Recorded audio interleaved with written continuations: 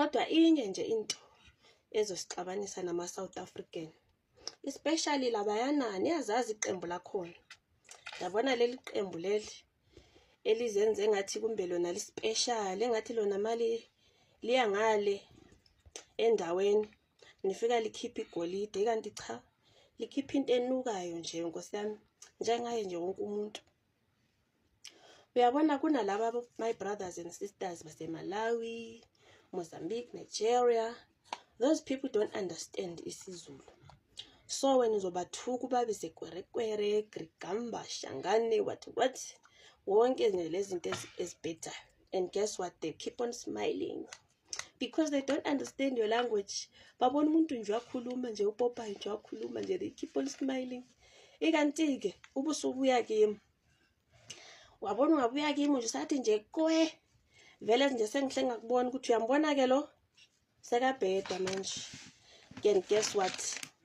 I will respond very fast. And then sele yabuya lina lithi, "Hey, uyabona naba babuye ezweni elikanje bazenzisa, bazenze ngathi ba special. Masikhuluma nabo bayasithuka back. Bazenze ngathi ba special." Ikanti ke cha, mina ngiya understand le language yakho very clear. That's why ngizokuphendula. Labaya abazwanga lutho. They don't understand ukuthi wena uyathukana lapha. Babona nje udoli nje onopopi nje okhulumayo nje phelile nje kubo. So that's it guys. Yekelani ukuthukana nathi. If you want respect, you better give respect. Ngeke uthi wena ufuna ukurespect kumele umuntu azehlise because they are in your country. But at the same way, when you are the one provoking them, ubabiza amagama, ubabiza amagwerekwere and all that crazy names. No guys, stop the hate. Stop it. See, we are all Africans. Kantlalax was right. Kantlalax ucede post any video la. The integration of immigrants, refugees, and asylum seekers well within our own community spaces. La, njoba besixubanisa besihlanganisa nabangithi. So mina manje, government never allocated any part for all those people abeze South Africa angithi with integration to be allocated. There was never azange banika umhlaba kuthiwa bazohlala la abantu bazohlala la. Namhlanje ngokuthi mina ngiqashisile lapha kithi. Namhlanje ngoba mina ngiqashisile la, mina me landlord ngiphila ngabo labo bantu baqashile lapha kithi. Ilikithi lime kanje, liyabukeka, lihle, lapendwa, amafastera yalungiswa yilabantu abaqashile. Wena njandini lapho la uhlala khona uhamba nangemoto esikolodo. Abantu abaqashile abalapho kwakho. Whether documented or undocumented, they are providing livelihood to all of us. They balance the equilibrium, they balance the equation. When they say you must find the X, they find the X for us. And we are the Y for them. Ninganyi. Mina the law yokuthi mina bathi ngiqashise umuntu wangaphandle, government must be held accountable for that. I must never be held accountable for that because mina my livelihood is going to be messed up by people with an agenda, with their own agenda. A very fucking few people, they say we the South Africans, abantu by 2000, will they represent abantu? Are they the voice of the many? Abantu by 2000 bafika bathi ya thina ama South Africans ithi mabahamba nina ama South African maphi ni 2000 nina ama South African maphi ni 2000 nizongisanganela ningezi komsangano nje nina la ningibhedela mina abantu abahleli la mina ngifuna ningitshele kahle niyanya nina yebhekani la eSoweto mina niyanya yebhekani la ngazobhayiziswa nina. Kunabanye abantu abanama bathini lezi ndawo lezi eziqashiswayo abalala kuzo ama bed and breakfast baqashisa abantu bokufika bazolala nabo laphana babhadale 350 per night or 330 per night bahambe angithi kusasa bavuke badle breakfast bahambe. So thina labe sihlala nabo esesesize safunda nama languages wabo sa integrate nabo. The previous government said we should integrate, right? That was who? Zuma said we should integrate. Manje sekuJacinta working the deeds of the devil, the Zuma thing. Nina politicians, mina ngeke ningidage mina I'm not, I am not. If the law says mabahambe and ngibahlalisile basabhadala irent until nize nibathole nina uzani nizobakhipha nihlukane nami, angangixosha abantu mina ngilahlekelwe imali yerent ngenxa yenu. Yeah, I mean, I've got fucking bills to fucking pay. Angwakhela ama room ukuthi azohlala because of the fucking influx debe sekhona la South Africa. Angakhanga la ukuthi kuzohlala. Mina uzani nibakhiphe nina ngokwenu. Hlukane nami ngitshela nge10,000 fine. 10,000 fine. Nazi ukuthi 10,000 fine yini kule economy esikuyo. Ninganginyeli nina. Sikahlonyela politicians and the lawmakers and the police nicaphele lento enikhulumayo. Mina was given this mandate by the government.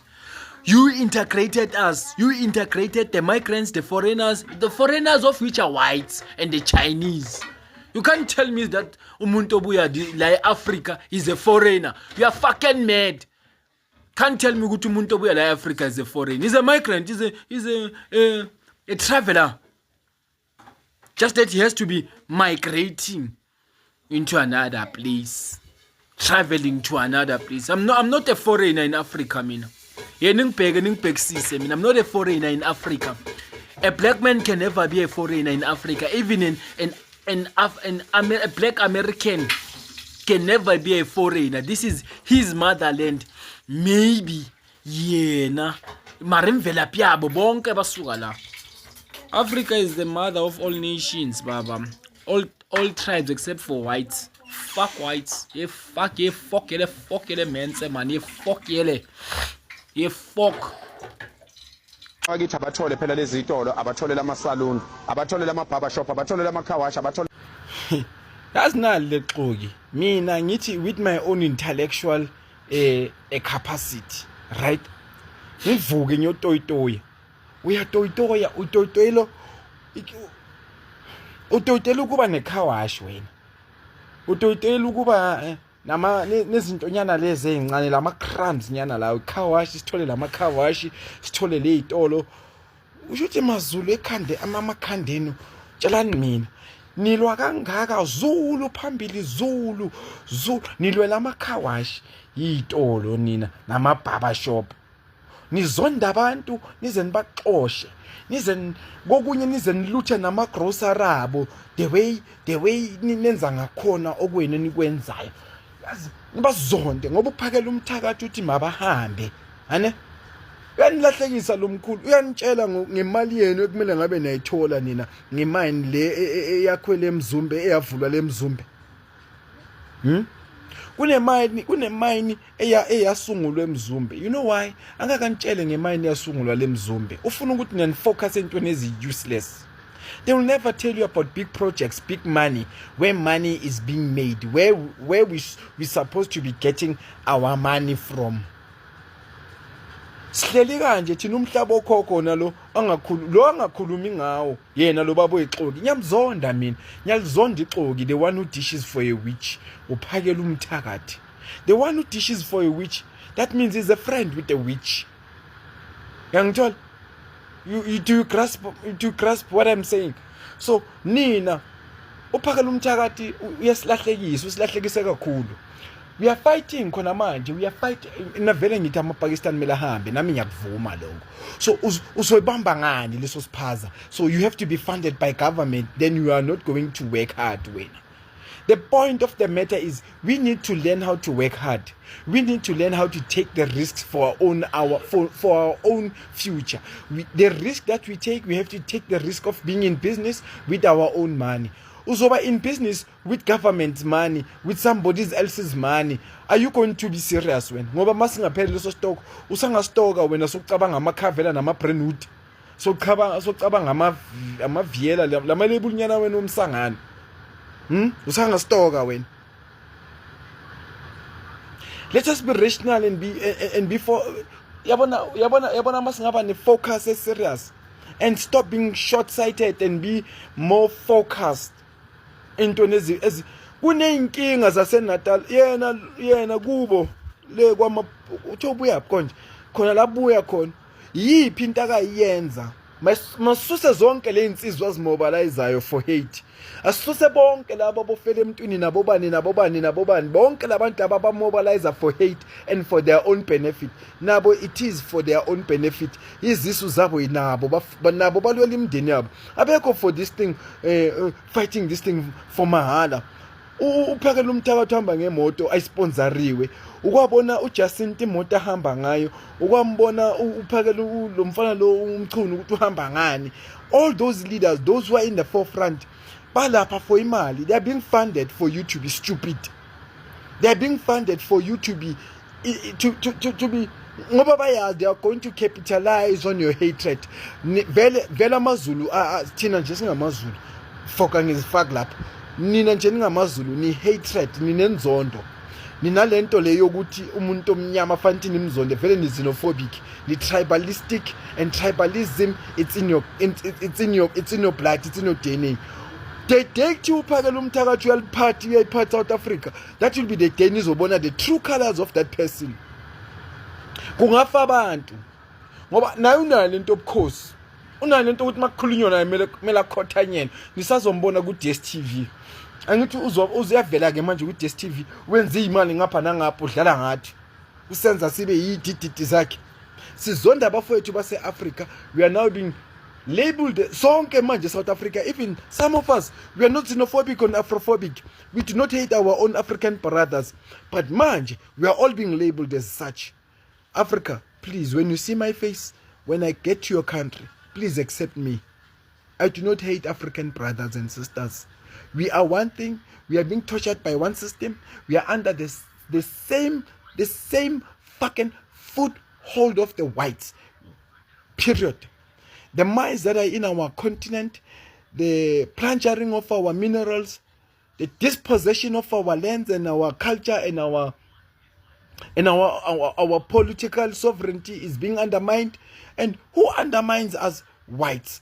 And who are being used? Blacks like us. So you must understand, the devil's hands will also try to get into the fucking cookie jar. So umuntu omnyama mele asetshenziswe umlungu ukuze kuzobenefita umlungu. Umuntu omnyama will always nikezwe yena leyo nikezeni 40 it's an American company. Jacinta went to ama programs ufana njengo bajubani lo uNkosi Zulu naye is from those programs as attend uJacinta, right?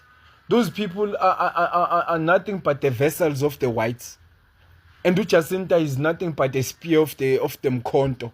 She is the spear of the Umkhonto wesizwe, and uphakela he's the fiery arm of Inkatha, and no one represents the ANC in that. So lalela ku the GNU, ANC neNkatha, they are part of the GNU. So whatever Phakela Umthakathi does, he also does it for ANC and Inkatha. He has never mentioned how are we going to take back those mines, the lithium SA in Mzumbe. He knows he's going to be killed for that. He has never mentioned anything about the corruptness of our senior police members. Senior. He never mentioned. He doesn't mention anything to do with the liberation of the land. He only focuses on mere useless issues, fighting amongst each other. In one of his videos, How dare you insult me ukuthi angifuni ukujoina umsangano wakho walento leyo yokubumbana Zulu, hlangana Zulu. Zulu, will that thing put food on the table when the economy, our social economy, black social economical structures are dying? We should be learning from our migrant fellow brothers. We should be partnering with them, learning, opening up industry. You have not opened one thing le endaweni yangakini. Akuna feme one oyivulile and yet uyiqoqela imali. Akuna next oyenza, akuna mehluko uyenzile. Uyiphandara kawo, uyiphandara and uphandela ikasi lakho nawe, uphandela wena, uphandela ikasi lakho futhi uphandela wena. Mina ngithi phakela umthakathi ngibonise ubunsizwa bakho sike siphakamela into eziserious eSouth Africa. Sisaphakamela amakwerekwere, usadlala uthi amakwerekwere this kwerekwere that, usadlala uthi thina siphakame sishaba fowethu uthi amakwerekwere. Si xenophobic vele by nature, we know that South Africans are xenophobic by nature, but some of us we have grown to accept our brothers. We have grown to see, because mina njengami kanje, I've lived with all people from all nations. I've lived with people from Malawi, from Zimbabwe, from Mozambique, from Zambia, from Namibia. I've even tried to speak some of their languages, but I can't learn all languages. I'm not a robot. So maybe some there and there I can remember some of the things when I talk. But Nina, phakela umthakathi wena udayiwe ngempela mntaba. Ngifuna lo 10 minutes uzwe. Ngifuna ukukutshela ama facts after facts. For me, you're still playing. For me, nangiyi-one, you're still playing. Usadlala. Until you are having a serious impact in our country, we face the head of the snake. We want to be part of the big industry. We want to be part of the big money. We want our share from the lithium. We want our share from the palladium and uranium. We want our share. When